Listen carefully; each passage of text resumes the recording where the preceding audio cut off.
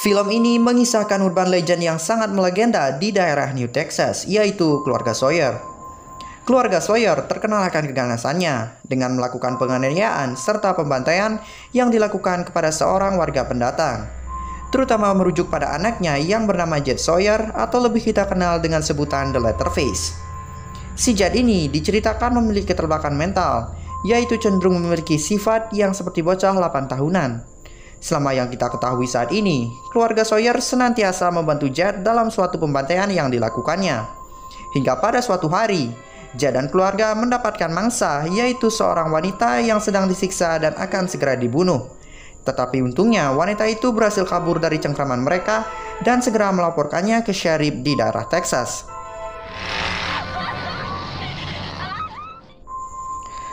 Atas laporan tersebut, membuat sheriff mendatangi rumah keluarga Sawyer dengan tujuan untuk menangkap Jed sesuai dengan kesalahan yang diperbuatnya. Tetapi sebelumnya, keluarga itu menolak permintaan sheriff. Tetapi dengan ancaman sheriff yang akan menelpon rekannya, membuat keluarga Sawyer akhirnya takut dan akan segera menyerahkan anaknya. Belum sempat Jed diserahkan, tiba-tiba ada segerombolan warga yang mendatangi rumah keluarga Sawyer. Tetapi mereka bukan bagian dari polisi, melainkan segerombolan warga yang dipimpin oleh sang wali kota yang bernama Bert Hartman.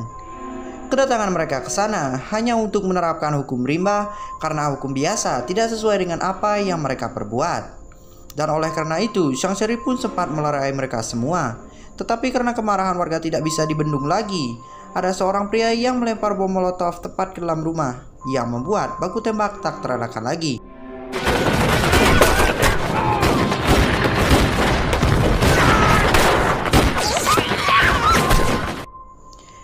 Bisa kita lihat akhir yang sangat mengenaskan bagi seluruh keluarga Sawyer yang tewas di dalam rumah tersebut, sementara rumah mereka akhirnya hangus terbakar hingga tidak ada sisa. Setelah peristiwa tersebut, terlihat para warga pun mencari puing-puing bangunan sisa kebakaran. Hingga ada salah satu pria yang pergi ke halaman belakang, kemudian dikagetkan dengan seorang wanita sekarat yang membawa bayi. Ketika wanita itu minta tolong, pria tersebut malah mengambil bayinya, dan dengan kejinya, kepalanya ditendang hingga benar-benar tewas. Setelah itu, dia memberikan bayi tersebut kepada istrinya, kemudian berkumpul bersama untuk mengambil foto.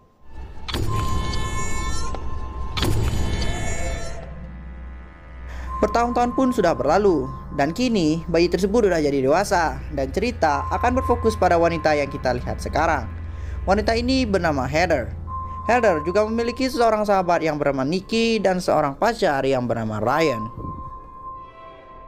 Ketika mereka berdua sedang melakukan ritual mantap-mantap, alangkah sialnya mereka ketika mereka diganggu oleh seorang tukang pos yang membawakan Heather sebuah surat.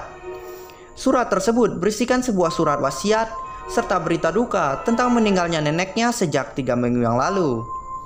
Heather pun sedikit merasa kebingungan akan surat yang dibacanya, karena dia merasa selama ini dia tidak mempunyai seorang nenek. Penasaran dengan hal tersebut membuat Heather langsung menanyakannya kepada kedua orang tuanya. Dan terjadi sedikit percekcokan di antara mereka. Saat Heather ini kukuh akan pendiriannya, membuat sang ayah mengungkapkan hal yang sebenarnya, bahwa Heather sebenarnya berasal dari tempat yang kotor dan jika tidak ditolong mungkin Heather ini sudah mati. Tersinggung akan perkataan ayahnya membuat Heather berniat meninggalkan mereka berdua. Yang awalnya sang ibu pun sempat melarangnya untuk pergi. Tapi Heather tidak mempedulikan hal tersebut dan langsung pergi meninggalkan mereka berdua. Setibanya di rumah pacarnya, dia kemudian mengungkapkan kepada Ryan bahwa dirinya adalah seorang anak adopsi dan akan segera pergi ke rumah asalnya yaitu di New Texas. Sebagai pacar yang baik, Ryan pun senantiasa menemani Heather kemanapun Heather pergi. Tidak lupa juga dia mengajak sahabatnya Nikki dan pacarnya Nikki yang bernama Kenny. Sangat terlihat di perjalanan mereka sangat menikmatinya tanpa diketahui hal buruk apa yang akan menimpa mereka selanjutnya. Hingga tibalah di malam hari, di tengah hujan yang sangat lebat, mereka pun berhenti di sebuah pom bensin untuk membeli bensin dan sedikit membeli makanan kecil. Ketika mobil mereka mau jalan, si Kenny tidak sengaja menabrak seorang, dan orang tersebut adalah seorang pria yang bernama Daryl. Daryl pun minta tolong kepada mereka agar dia diajak untuk menumpang. Karena dia beralasan juga dia habis diputusin sama pacarnya dan jalan untuk pulang masih jauh bila ditempuh dengan jalan kaki. Oleh karena itu, mereka pun memutuskan untuk mengajak Daryl masuk ke dalam mobil.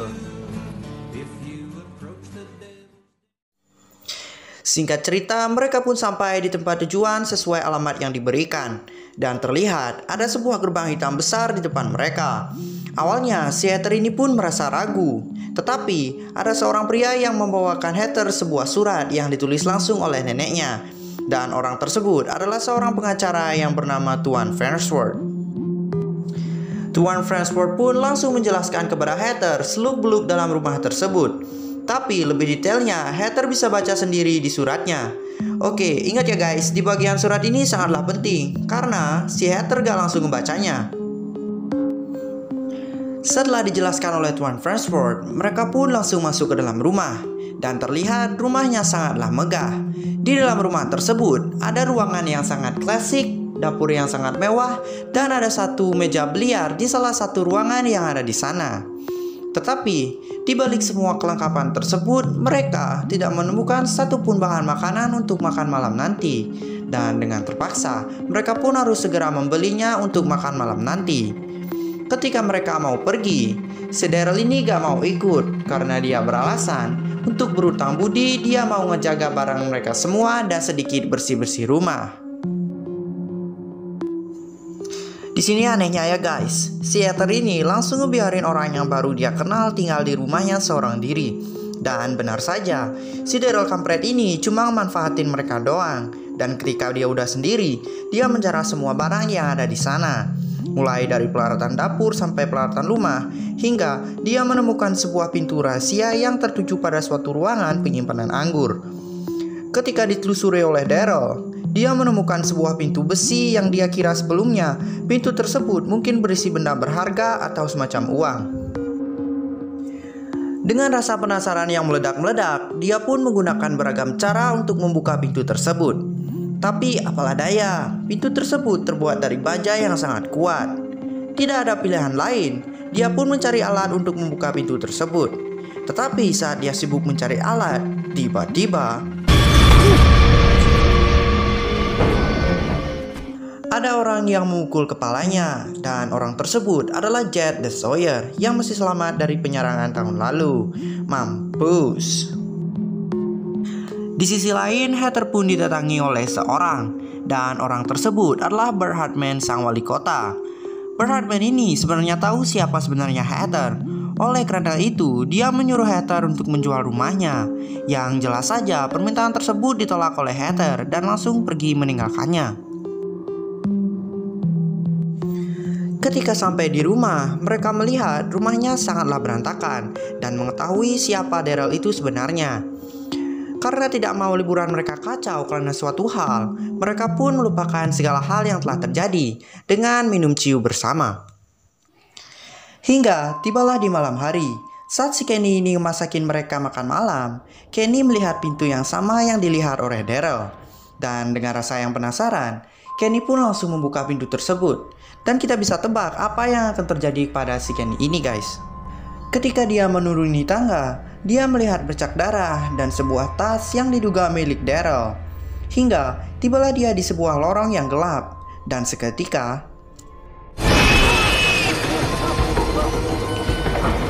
dia dikejutkan oleh sosok besar yang mengerikan dan langsung menyeretnya untuk dibantai. Di scene berikutnya, si Nikki tiba-tiba panik dan menyuruh Ryan untuk melihat hal yang dia lihat. Si Nikki kemudian mengarahkan Ryan ke sebuah peternakan dan menunjukkan sebuah baskom yang terbalik. Ketika dibuka oleh Ryan, alangkah kagetnya dia ketika menemukan sebotol tequila lengkap dengan 2 sloki. Dengan rasa bingung plus kesal, dia pun balik badan. Tapi pas dia balik badan, si Nikki malah bugil di depannya yang sontak saja membuat Ryan sange juga. Di sisi lain, Heather dikejutkan dengan sosok neneknya yang baru diangkat dari kuburan. Karena merasa semuanya di sini tidak beres, dia pun pergi untuk mencari teman-temannya. Hingga tibalah dia di sebuah dapur, dan alangkah kagetnya dia ketika Heather melihat sosok menyeramkan yang menggunakan wajah manusia sebagai topeng. Orang itu pun langsung menangkap Heather dan membantinya hingga membuat Heather tidak sadarkan diri. Ketika Heather sudah terbangun, dia pun melihat bercak darah yang ada di mana-mana dan meratapi kedua temannya, yaitu si Kenny dan Daryl, sedang dibunuh oleh orang itu. Dengan rasa takut yang sangat besar, Heather pun mencoba memanfaatkan hal tersebut untuk kabur dari sana. Tetapi dengan insting psikopat yang sangat kuat, orang itu pun mengejar Heather. Dan alhasil, orang itu berhasil menangkap Heather dan hampir dibunuh dengan sensor kayunya.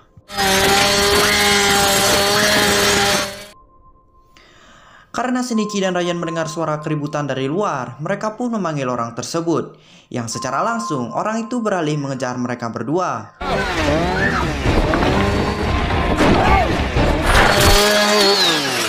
Hingga terpojolak mereka di sebuah peternakan tadi, yang untungnya Heather tiba-tiba datang dan menabrakkan mobilnya untuk menjemput mereka berdua masuk ke dalam mobil.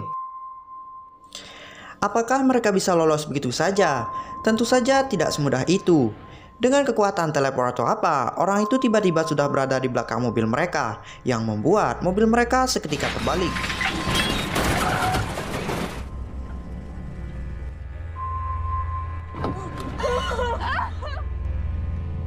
Di kejadian itu membuat Ryan tewas secara mengenaskan, dan ketika psikopat itu mau membunuh Nikki,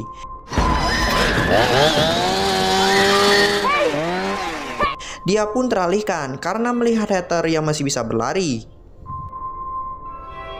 Di tengah pelariannya, dia pun sampai di sebuah karnaval yang sangat ramai pengunjung. Bukannya berlari di tengah keramaian, si Heather ini malah gantungin diri di roller coaster dan psikopat pun be like.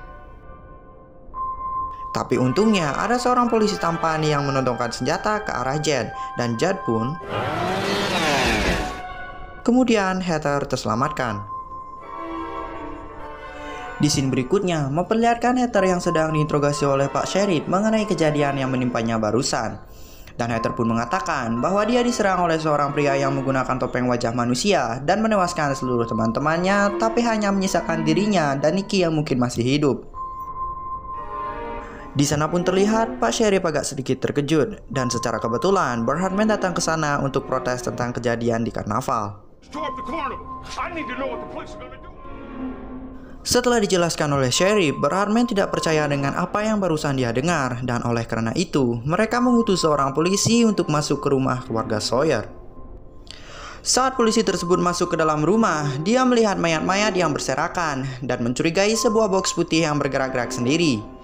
Ternyata saat dibuka oleh polisi itu, Nikki tiba-tiba bangun dan dengan refleksnya si polisi menembak Nikki hingga benar-benar tewas. Karena kejadian tersebut dihadirkan secara live, Bert dan Sheriff pun menyuruhnya untuk kembali.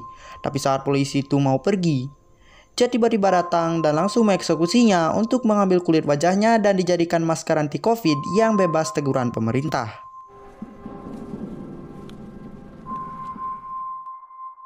Di sisi lain, Heather yang menemukan barang bukti dari temuan hasil polisi seketika tertegun.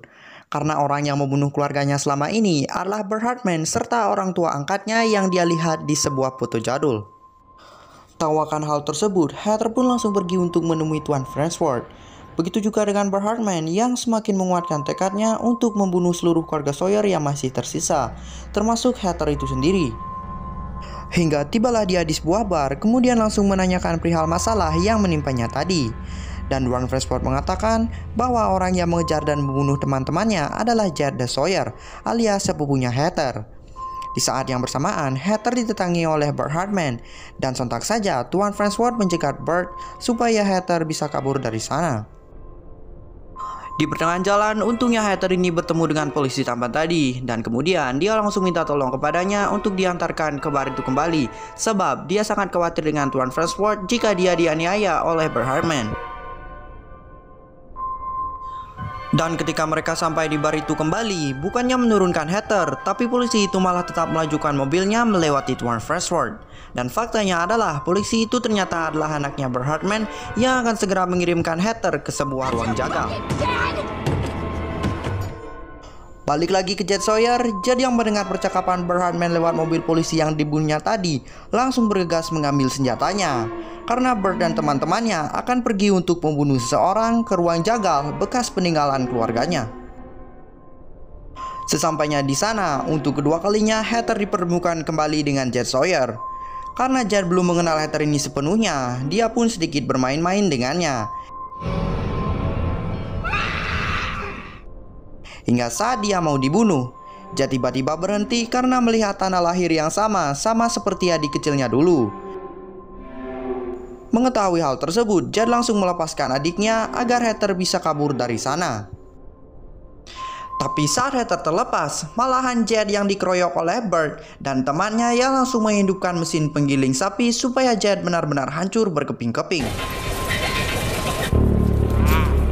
Mendengar hal tersebut membuat Heather semakin menguatkan hatinya untuk menolong saudara satu-satunya yang dia miliki.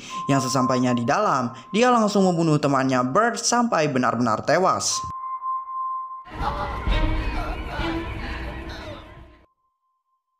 Sementara Bert yang sedang asik melihat Jet tersiksa dimanfaatkan langsung oleh Heather dengan melempar senjata andalan Jet yang seketika membuat Jet barbar kembali.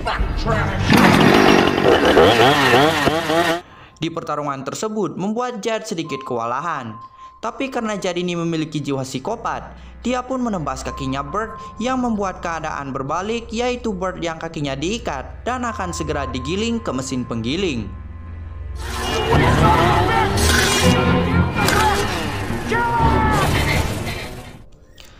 Tapi sebelum itu terjadi, sang sheriff pun datang kemudian menodongkan senjata ke arah Jet dan Heather. Dikira kedatangan sheriff hanya untuk menolong Bert, membuat Bert merasa lega akan hal tersebut. Tapi nyatanya dia kesana hanya untuk menyaksikan kematian Bert yang tergiling oleh mesin penggiling.